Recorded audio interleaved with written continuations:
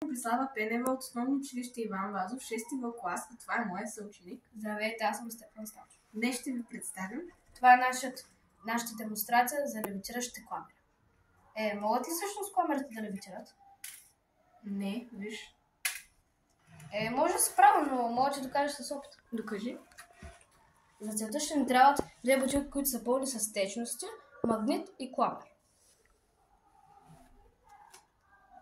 Левитацията е процес, при който определено тяло е висящо в пространството без контакт или опора с друг предмет.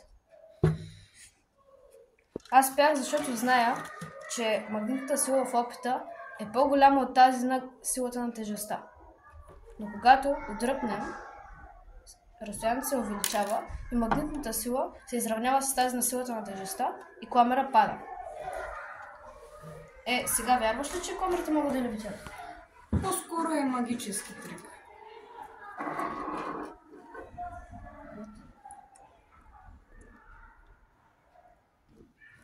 Искаш ли да ще покажа още един трик? Да. Добре. За него ще ни трябват монети и ги нареждаме върху магнита.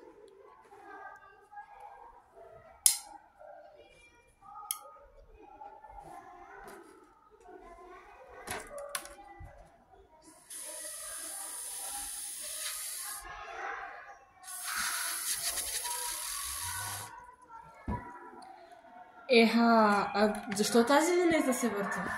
Защото монетата е много по-надалече от магнита и неговата сила става по-малка. И затова той се върти. Това беше нашия опит. Благодаря за вниманието.